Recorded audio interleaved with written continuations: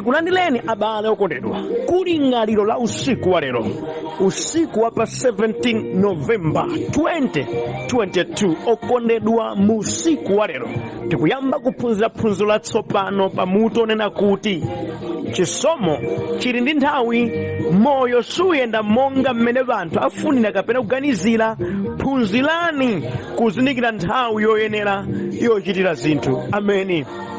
Zotichitikira zokoma tidziwe mchisomo chopatsira kwa ife kwa kanthawi kolira nyengo mwachi nkofunika kumayizindikira nyengo ya chisomo, popeza chisomochi monga ndakamba chili ndi nthawi, ndipo chisomochi okondedwa chimalira khalidwe lapaderadera lakuti munthu ukhalemo niupindula mchisomocho.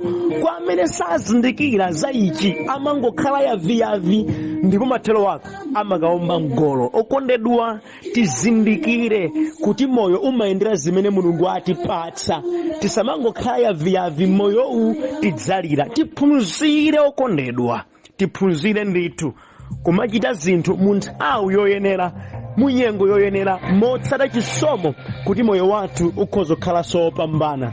Ameni. Okondedwa, lero lino ndi phunziro number 1 limene likuchokera pa Genesis chapter number 41 ndime yake yoyamba mpaka ndime ya number 40.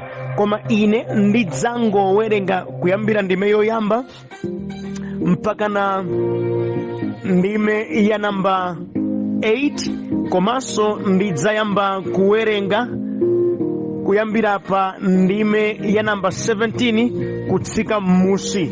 Mawu a Mulungu mchichewa cha lero akuti, patapita zaka ziwiri za mtunthu, Farao analota atayimira m'mbali mwa mtsinje wa Nailo, ndipo anangoona ng'ombe zazikazi zisanu ndi ziwiri zooneka bwino ndi zonenepa zikutuluka mu mtsinje muja ndi kuyamba kudya msipu wa mu mabango.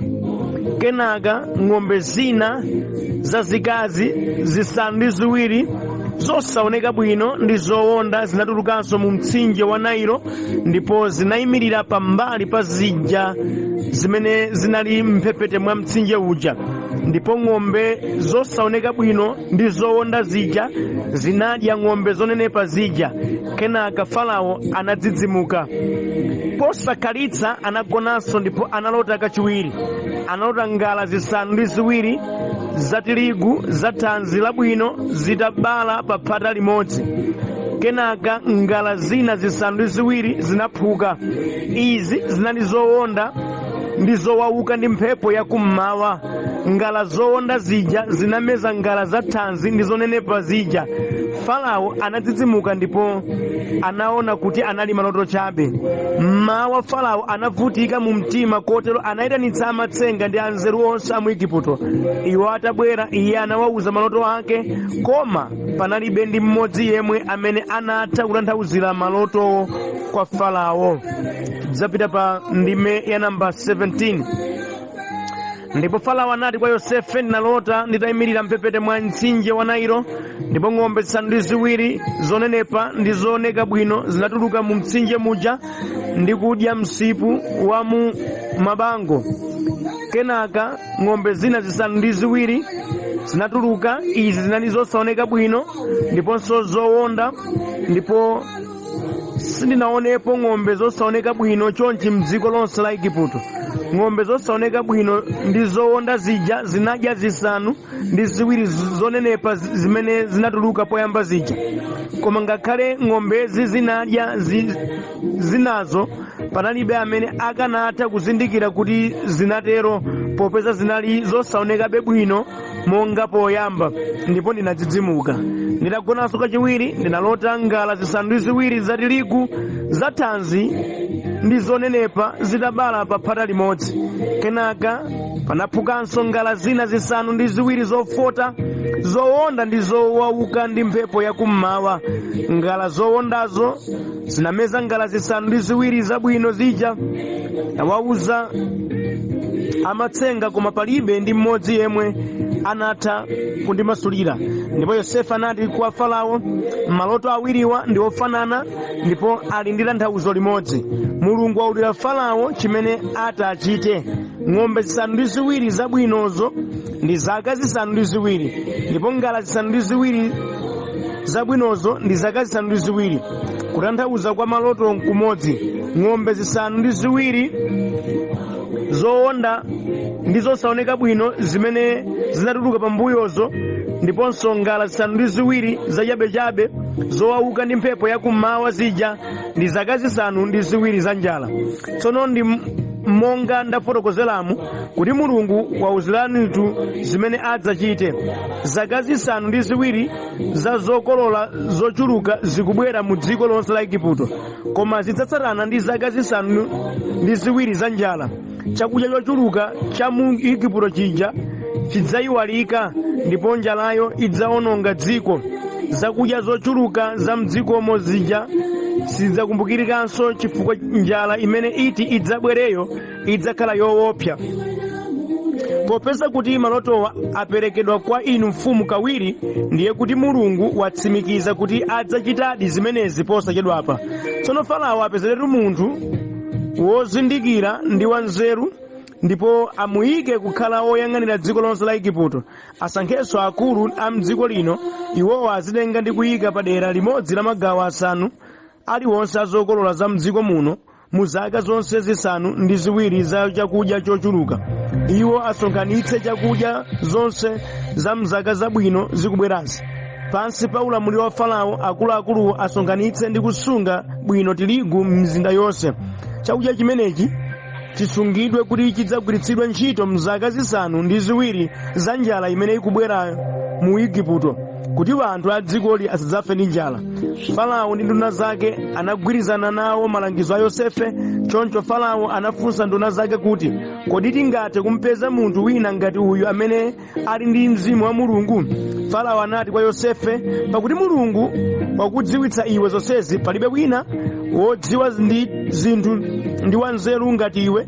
Iwe ukhala nduna yayikulu mu dziko langa, ndipo anthu onse adzamvera zimene walamulira. Ine ndekha ndiye amene ndidzakupose mphamvu, chifukwa ndimakhala pa mpando wa ufumu. Ameni. Okondedwa, mawu a Mulungu amene tawerengawa titsogozedwa ndi kulingalira konena kuti musamapuse ndi zabwino zokumana nazo lero nkumati zidzakhala choncho mpaka kale ayi. Ameni. Musamapuse ndi zabwino zimene lero lino mwazipeza, namadziuza mu mtima mwanu kuti ayi moyo nchonchi, ineyo ndidzakhala chonchi mpaka kalekale. Ayi muupuse okondedwa. Chimenecho nchisomo chabe chimene Mulungu wakupatsani kwa kanthawi, ndipo wakupatsani kutinso inu muzindikire ubwino wake. Ngati mukhoza kuchita bwino mnyengo imeneyo, mudzapitiriranso ndi zabwino zina ngakhale nyengoyo ili yatembenuka. Koma ngati muchita kopusa ndi kosasamala, mudzalira ndithu nkana kuti mwala wako ulemerero. Ameni. Pamene zikuyenda muziganiziranso za mawa, poti masiku sakoma onse. Ameni. Nyengo zambiri wanthu akalawa chisomo amayiwala za kutembenuka kwa nyengo, amayiwala za mawa, amayiwalanso kuti masiku samakoma onse. Tinawo anthu ambiri okondedwa amene adakhala mchisomo, kunena kwa zoona ulemerero adaula wako, koma chifukwa chakuchita kosasamala kwa utambwali nthawi ya chisomo, sadayizindikire nthawi ya chisomo, adamwaza zinthu zimene Mulungu adawapatsa ndi maganizo achitayiko. Lero lino okondedwa amakhala ngati wanthu amene sadalaweko madalitso, adayiwala masiku sakoma onse. Anthu ambiri amakodwa mu ndale za tsoka chifukwa cha moyo wosasamala pamene ali mu nthawi yawo ya chisomo. Chenjerani. Ameni. Chenjerani. Anthu ambiri akukhala mutsoka, amakodwa mutsoka chifukwa nyengo yawo ya chisomo sadachite koyenera, sadasamale, adali ayaviyavi, adaomba mgolo, adapakidwa chitedze, moyo udatembenukira, lero akhala chitonzo pa dziko.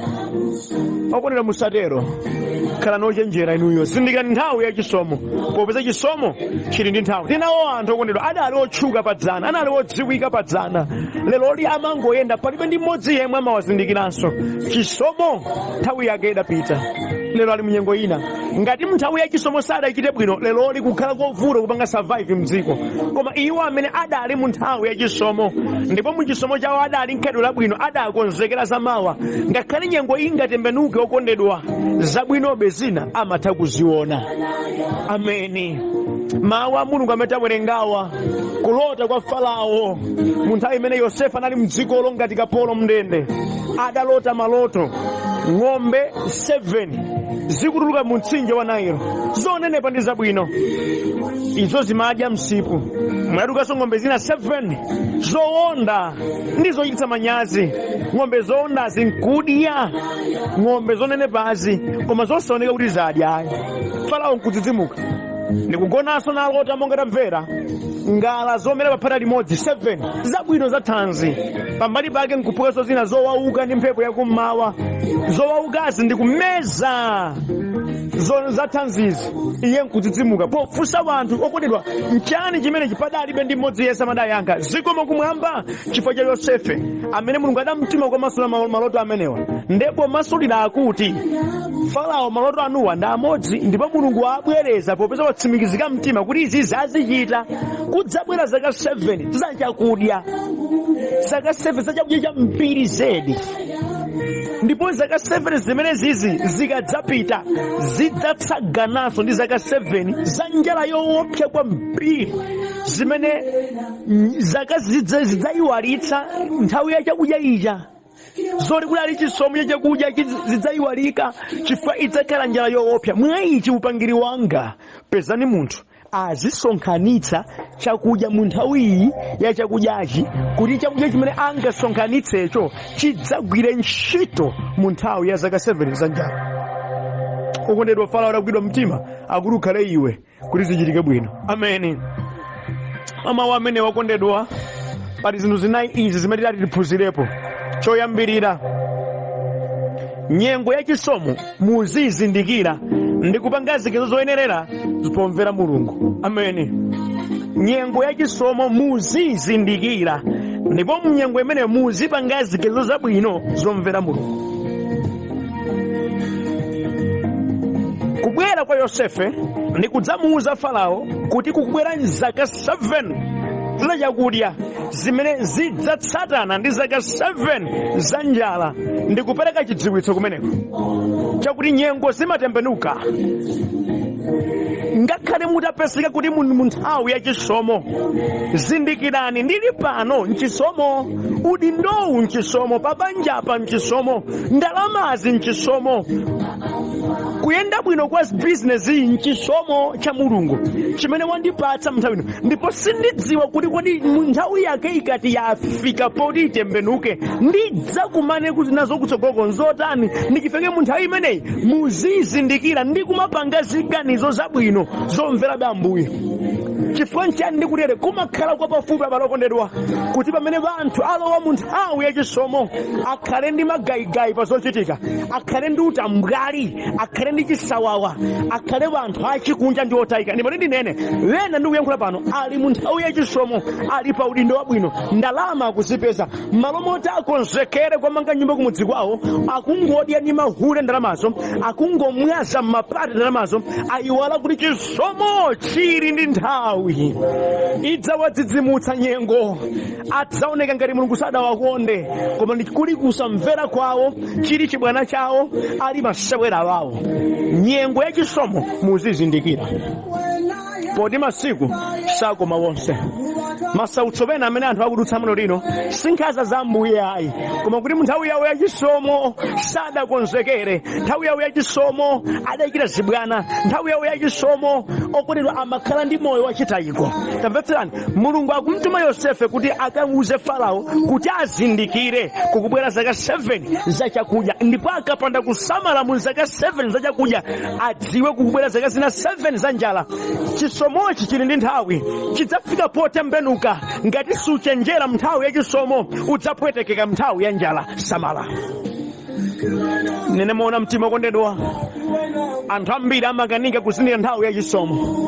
Nana wambiri oyimba mdziko lathu amaluso abwino kwambiri, atatchuka ndi kudziwika nthawi yawo yachisomo, adalephera kuchita za nzeru ndi zomvera Mulungu nthawi imeneyi. Lero lino ndi anthu wamba. Adalipo anthu andalama mdziko lino amene Mulungu adawayendetsako mnthawi yachisomo, koma ziganizo zimene adachita mnthawi yawo yachisomo sadazindikire ndi kuchita zoyenerera. Lero lino adagululuka kwambiri. Tili ndi anthu ambirimbiri, mwinanso mukuwadziwa, amene ndithu analipo mnthawi yachisomo, koma chifukwa sadasamale mnthawi yachisomo, lero lino sungawaloze. Adalipo andale otchuka odziwika, andalama zawo opatsidwa ulemu, adalawako ulemerero mnthawi yawo yachisomo, adayambanso makani mwano mnthawi imeneyo, adagwa ndithu ali pansi. Lero lino mwina nkutheka sangalozedwe ndi wanthu.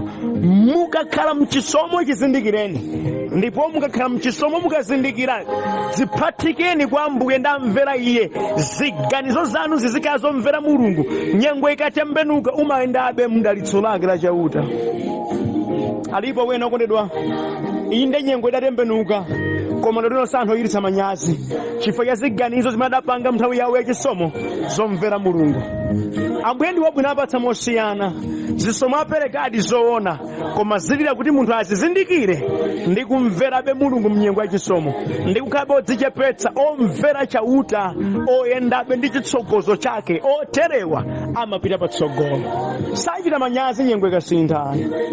Ameni. Zikuchitika ndinuka mbazi.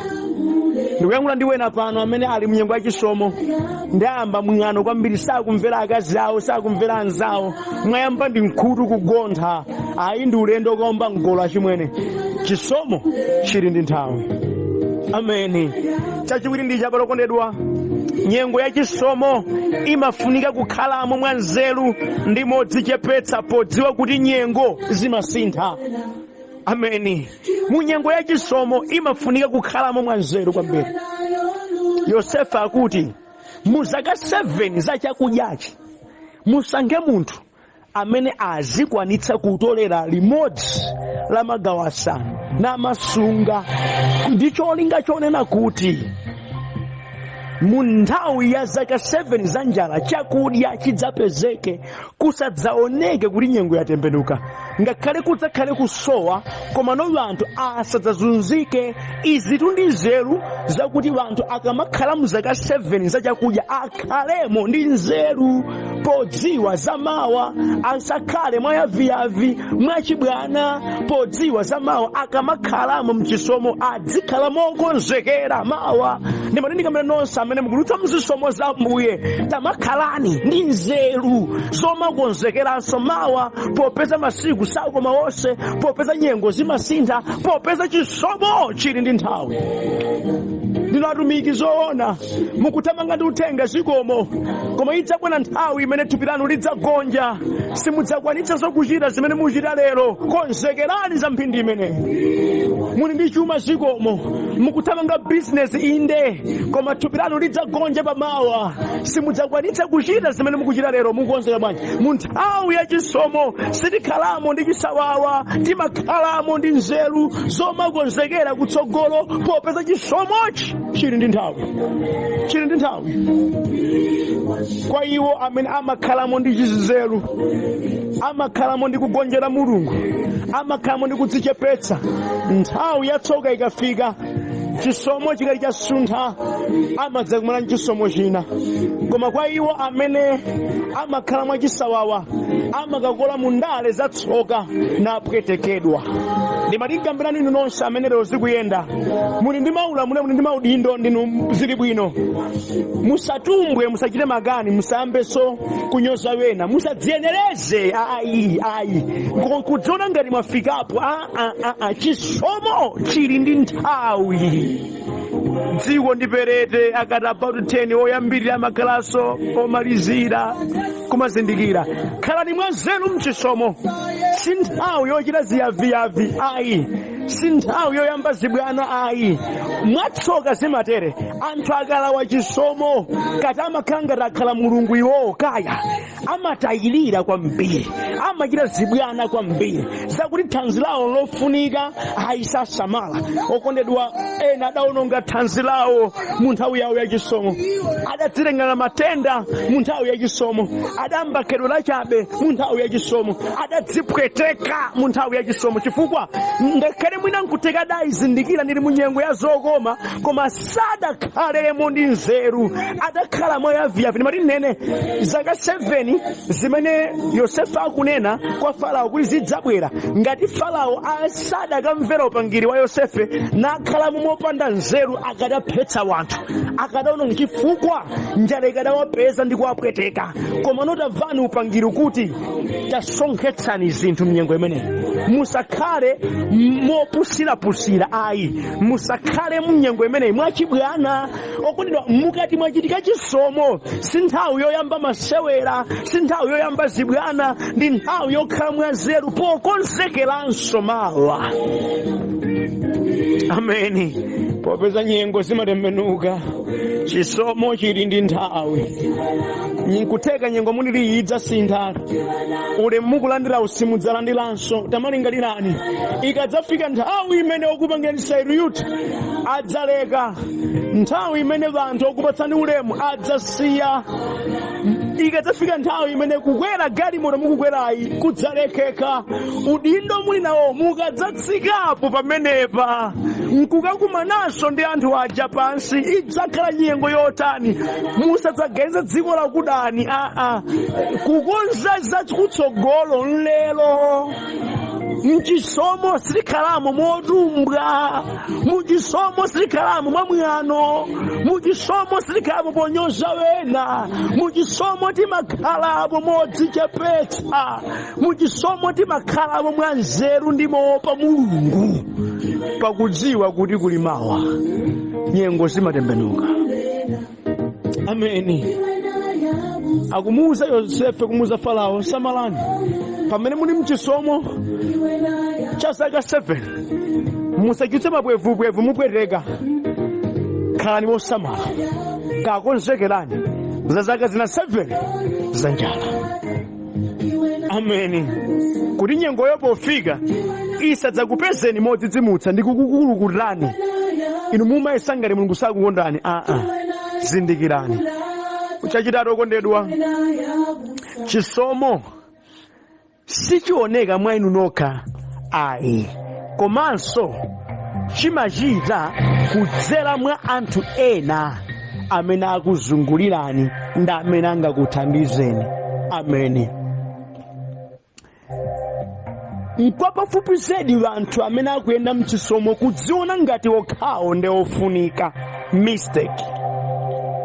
Ndichifukwa anthu ambiri amene akuyenda mchisomo saona ena ofunikira, amakwanitsa kuachotsa anthu ntchito, kwathamangitsa anthu ena, makamaka anzawo akuthekera, amamenya matheja kwambiri, kwachita dzipongwe kwambiri. Ndili munthawi yachisomo ene, inu ndinosafunikira, mulibe ntchito, inu opanda pake, ife tili mchisomo. Mwaiwala chisomochi chili ndi nthawi. Yosefe akuza Farao akuti mupeze munthu amene adziyang'anira ntchitoyi, ndipono kuchokera pansi pa ulamuliro wanu mukhalenso anthu m'madera amene azisunga zimenezizi. Ndekuti ngakhale akunena kuti akumpatsa Farao malangizo, sikuti angachite izi Farao yekhayi, ayi, pafunikanso ena athandizire, anzeru ndi abwino, kuti nyengo yachisomoyo ionekedi yachisomo. Kamundimva okondedwa, ndikambatu ndinu amaramanu amene mmati mukapenda mchisomo mmageza ngati kuti chisomocho chikhoza kuoneka mwa mphamvu zedi ninu nokha. Ayi, si choncho. Si choncho. Chakuti sachita choncho. Nchifukwa ambiri anekha nkwanira malo moti chisomo chimwe azike chimambaso kutayika chifukwa cha kamoyo kamatama ndi kusaona bena ofunikiranso. Kwankhala ngati nkhologolo bayawo zawo basi tamangitsa. Okondedwa, zilipo zina zilakhala zopindulitsa kwa inu, adakati wena akuyandikira nakuthandizirani. Satenga chisomo chanu, ayi, sasinda dzina lanu, ayi, koma adzathandizira kuti zimene Mulungu akukupatsani zipite patsogolo ndi kuonekera bwino. Adakati Farao anene kuti ndisonkhanitsa ndekha zimenezi mu dziko langa lonseli, sakadatha. Kodi mukumva inu? Sakadatha. Kudafunika sona chisomo chimayenda ndi anthu enanso, chimapita ndi umodzi. chimapita ndi kuthandizana. Ncho chisomo. Kusonkherana kwa nzeru kumapindulitsa msamadzimve. Langizo la Yosefe labwino kwa Farao kwambiri zedi. Sankhani munthu. Koma sankhanso ndi anthu ena. Athandizire chimenechi.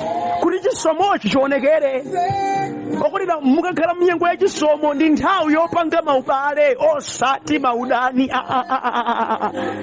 Ndi nthawi yoonanso kuthekera kwa wena kuti nkofunikira kuti kuthandizire kuyenda mchisomo chanu. Kaya Ambuye ukukwezera cha mtundu wanje. Pangani maubale. Yendani ndi gulu kuti mwina nkutheka nyengo potembenuka mmodzi mwa oyenda naye adzakugwira dzanja nyengo sidzakupalasa chifukwa chakuti yasinthika ayi. Sudzayenda mutsoka chifukwa cha maubale ayi. Chifukwa zilipo zino kotero chimakhala chisomo ndi chopatsidwa koma popeza kuti wachikakamira wekha sichikafikira kumene chinafuna chifikire. Ameni. Ndimangomva chisoni kuti anthu ambiri amene amayenda mchisomo malo mopanga maubale amachulutsa maudani, amachulutsa nkhanza, amachulutsa matama, amafuna kalikonse achite okha.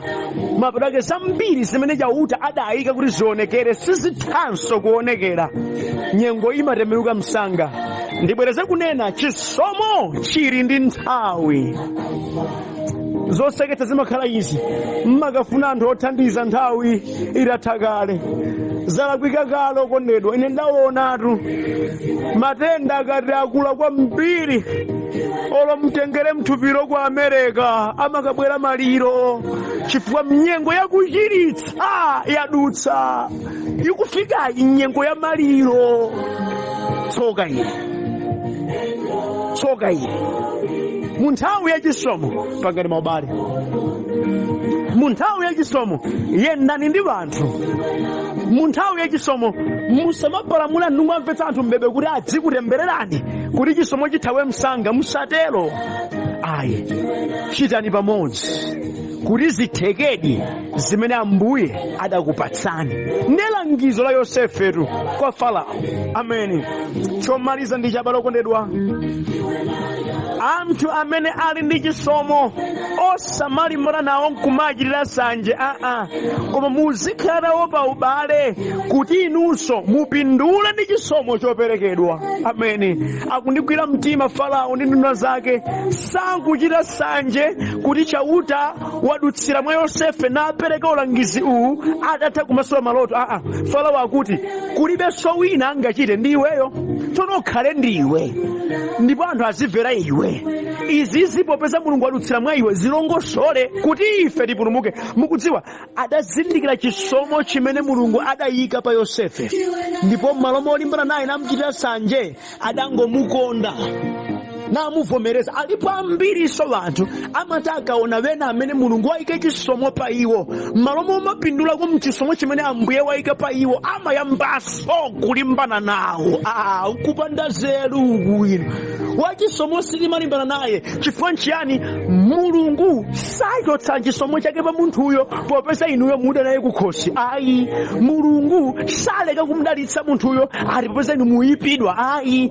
Okhala ndi chisomo sitimakangana nawo koma timadzipatika kwa iwo kuti nafeso tipinduleko. Ndi zimene adachita Farao popeza kuti Mulungu akudutsira mwa iwe. Chita izizi ndi iweyo.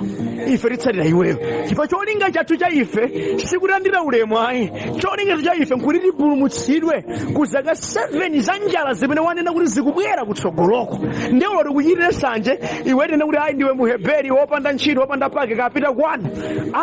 Tife ndife kaya chifukwa monga waneneramu sizisintha zimenezi koma popeza chisomo cha Ambuye chili pa iwe kuti mwa iwe muli nzeru zimene zikuthandizira ife tikhale mu ubale ndi iwe. Okondedwa akadadamude Farao kumuda Yosefe mtundu wa anthu kadatha. Adakati Farao amchitire sanje Yosefe akadaphetsa wanthu koma adavomereza mtima. Ndipo ndikapenano tidayandikiza ndi anthu ambiri azisomo amene chauta wakomera mtima mwina nkutheka zikuchitikazo chauta sakuchita ndi ife koma akuchita ndi iwo.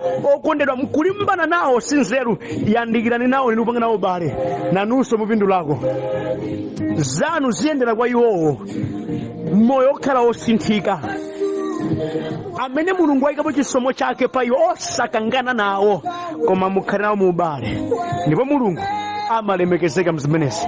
lingalirani zimenezi mu usiku wa lero, ndipo Ambuye Yesu akudalitseni pamene muzindikira kuti chisomo chili ndi nthawi. Amen.